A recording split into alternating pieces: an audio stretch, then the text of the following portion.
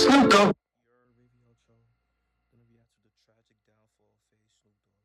It's more than just a Rapper. He's an excellent businessman. Whether it's $500,000 for 16 bars in the music video, his heavy involvement in Web3 and NFTs, a wine release, or even a kids show, the Dogg father does it all. Yet, there is one business avenue that he is most passionate about, and that is the gaming industry. Yes, Snoop Dogg is an avid gamer and likes to invest in what he loves, but despite his involvement and collabs with a few successful games, there are many partnerships like FaZe that made him lose millions. And today we're going to take a look at what happened and why Snoop Dogg's involvement in gaming has been so unsuccessful for him. Now, Kelvin has always had a love for gaming, as he contributed to Gran Turismo 3 with a song called Dogg's Turismo 3 in 2002, became a playable character in a bonus mode of True Crime Streets of LA in 2003, and also made another song for Need for Speed Underground 2 in 2004. But in that same year, Snoop Dogg encountered his first big failure in the gaming market, as he decided to make his own game called Fear and Respect. Back then, a lot of rappers had games made for them, with 50 Cent even having two. And this caused Snoop Dogg to jump on the bandwagon and make a game that would rival GTA. He partnered together with Midway Games and John Singleton to work on the project. And the main story of the game was about a young gang leader named Goldie who lived in the streets of South Central Los Angeles, where players would have to take on rival street gangs and protect neighborhoods to earn respect. Now, the hype for this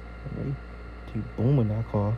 game was there. as it would get announced during a time where open world crime games were selling like hotcakes. And Paramount Pictures even announced that it would make a film adaptation of the game. But right at that moment, Midway would announce that the game had been cancelled. And this left many people upset. There is still speculation to this day of why it got cancelled, with many believing that the market was too saturated to see great returns. But there still hasn't been an official statement to this day, with Snoop Dogg only explaining that their vision wasn't quite understood. The video game early didn't really understand what we was trying to do. However, this didn't stop him from working. I remember that game, Death Jam Fight for New York. That's one of my favorite games, bro.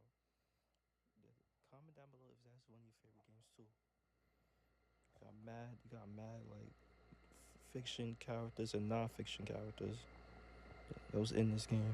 Of other games. As he became the main villain in Def Jam Fight for New York in 2005, produced a song for Tekken Tag Tournament 2 in 2012 and got his own stage, starred in a rhythm action game called Way of the Dog in 2013, and even made his voice available for a multiplayer announcement pack in Call of Duty Ghost in 2014. Yet, in 2017, Snoop Dogg dipped his toes into the world of live streaming, and while he only streamed a couple of times throughout the next 2 years, he did eventually take it more serious and started his new path of becoming a Twitch streamer. Now, Snoop mainly started streaming on Twitch to promote another new gaming-related business move he started, the Gangsta Gaming League, and he managed to gather thousands of viewers as a result. The Gangsta Gaming League was an esports series founded by Snoop Dogg and Mary Jane that debuted on the 14th of March in 2019 with a Madden NFL tournament, and featured 8 of Snoop's closest gaming friends all battling for the title of top dog and a piece of an $11,000 prize pool, with them also having the possibility to earn even more after beating Snoop Dogg himself in a match post-tournament. The esports series was a huge success, as it got live streamed on Twitch, YouTube, Mixer and Facebook, and it even getting sponsored by Warner Brother Games, it featuring Mortal Kombat, and also seeing a season 2 getting announced in 2020. But despite its success, this new season unfortunately never came, and we haven't heard a single thing about it since. You might think that it was because Snoop Dogg couldn't handle his losses. So that was a tough loss. How do you feel after that? How do you think I feel?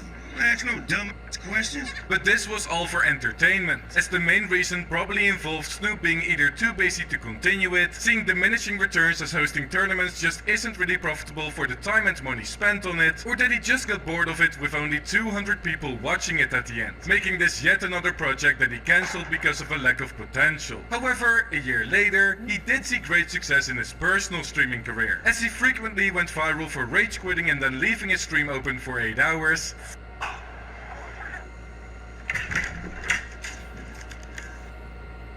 Nah, this nigga tight.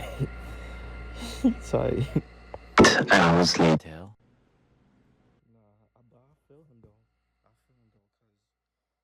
you don't want to lose the game, bro. You don't want to lose. You want to win, bro. You want to catch the W, bro. Like, you feel me? Like, you want to catch that W, like, you So I feel him on that, bro. Picture tip after you know why.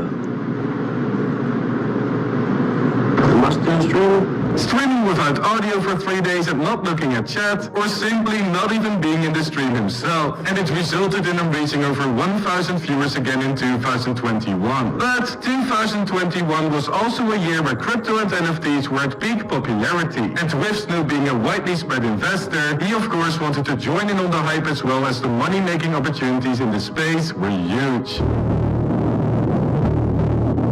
Snoop Dogg had been a massive supporter of NFTs for years and released projects like A Journey with the Dog, BODR and The Baked Nation on the blockchain. But truly made headlines when he partnered with yet another gaming enterprise named The Sandbox, as this was a revolutionary collaboration. The Sandbox is a decentralized virtual gaming world in which you can buy and sell land, assets, games and experiences for its in-game cryptocurrency called Sand. And Snoop Dogg entered their metaverse by owning his own virtual land where he would set up his mansion. Virtual land was incredibly popular during this time, as a metaverse investment company called Republic Realm once bought a piece of land for $4.3 million.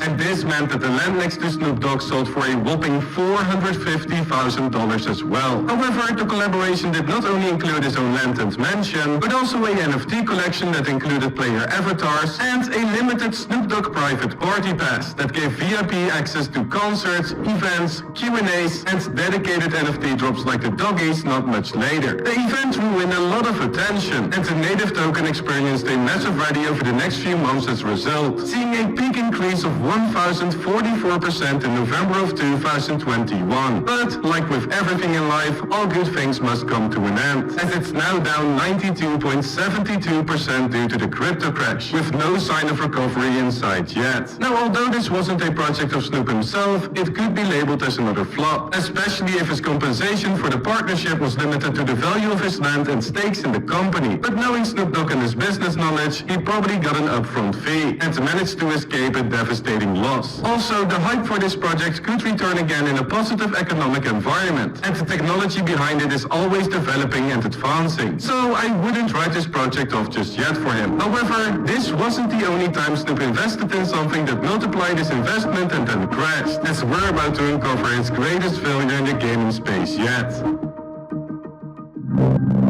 FaZe Clan, the biggest brand in gaming. Who hasn't heard about them these days? Yes, Snoop Dogg thought the same about a team that was valued at $1 billion back then, and it was going to be his biggest partnership in gaming yet. On the 13th of February, during the halftime show of the Super Bowl, Snoop was spotted wearing a FaZe Clan chain. And while this was seen as a fashion statement at first, it would later turn out that he was actually in talks of joining FaZe Clan, as he officially became a content creator and a member of their board of directors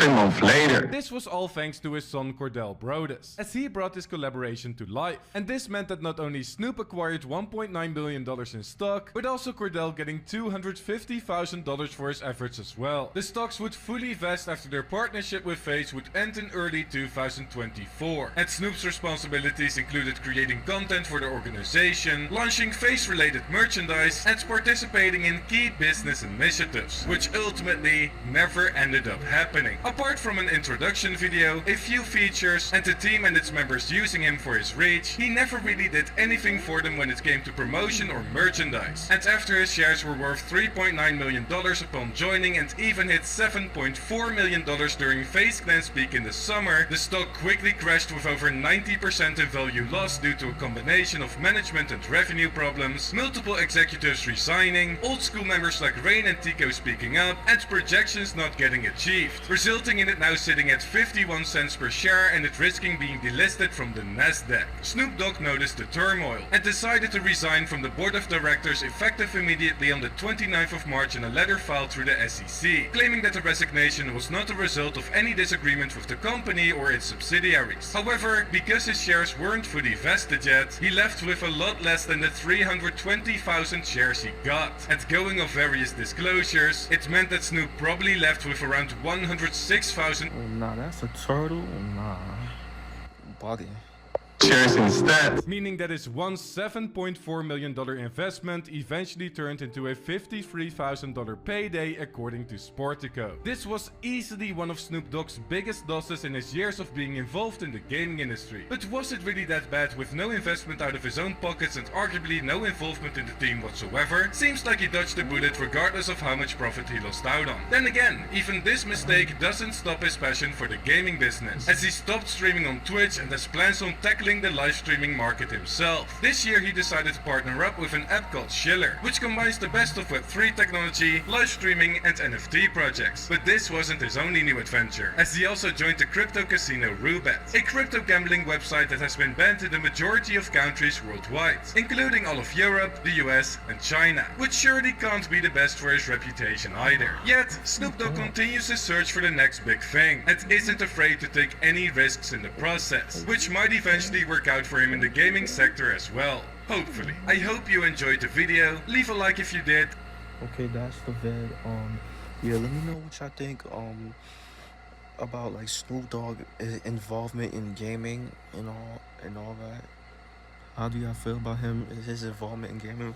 And also comment down below, what is your favorite Snoop Dogg song? Y'all know how to ask that. What is your favorite Snoop Dogg song? Alright, bro, make sure y'all like, comment, subscribe. Y'all know the vibes. If you're just checking out, you are.